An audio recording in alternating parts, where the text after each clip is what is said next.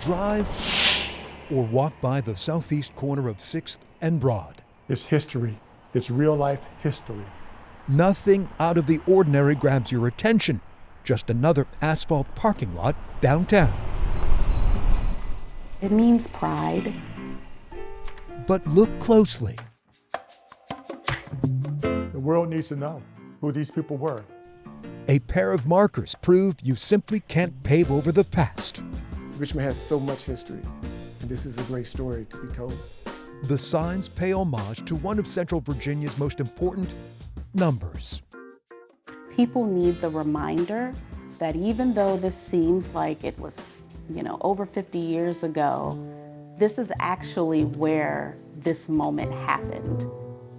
It was on this very spot, February 22nd, 1960, dozens of African-American students from Virginia Union University descend upon Thalhimer's department store, not to shop, but to sit. They peacefully protested without actually saying anything to anyone.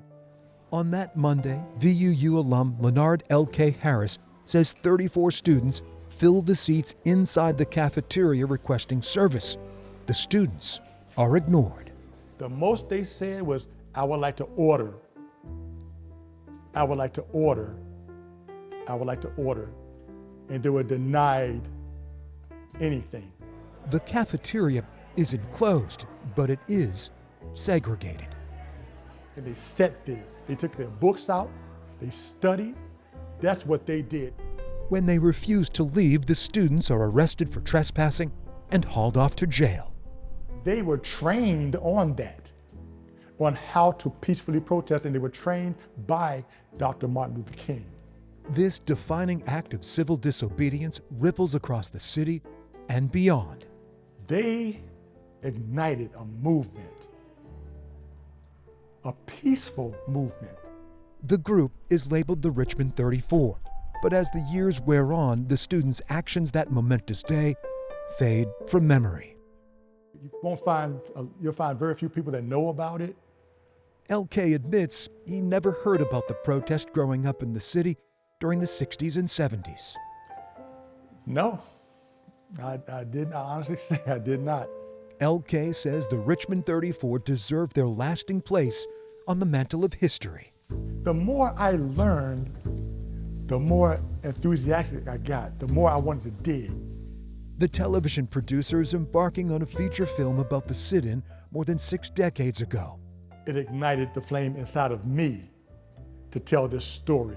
They knew it was something they had to do, and they held that line. Retired Richmond police officer Clarence Key finds motivation in the group's actions, even to this day. We weren't taught to be afraid of anything. The 1989 V.U.U. graduate will appear in the film called Richmond 34, The Silent Victory. They did something that was tremendous during that time period, and it was an act of courage and resiliency. The message that their activism sent was by any means necessary, that we will not give up the fight. Shakia Gillette Warren, executive director of the Black History Museum and Cultural Center of Virginia, believes the students' actions that day were as impactful as any chapter in the civil rights movement. They were not going to take no for the final answer, that they were willing to put their lives on the line to fight and to stand up for what they believed in. At the museum, a replica of a 1960s restaurant, a living tribute to the Richmond 34. Their legacy definitely inspired many movements here in Richmond and throughout Virginia. This right here, this talks about the parking deck. Talking about Thalhimer's, you're talking about this article right here that I highlighted. Executive producer L.K. Harris is researching, writing, and raising funds for the film. Only my God in heaven knows the true passion I have for it. A movie, he says, is his life's calling. But for this part of the journey, I'm going to take it. I'm going to do the best I can with it. And at the end of the day, I will say cut, knowing there's more work to be done. And I'm going to look forward to doing that. 65 years ago this month, a group of students stood up for their rights by sitting down. They put their lives on the line for a greater cause. Their quiet protest on this spot still echoing across the decades, loud and clear.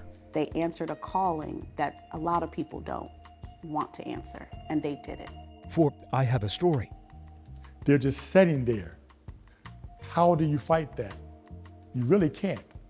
I'm Greg McQuade. We're going to make sure the world knows who the Richmond 34 was. CBS 6 News.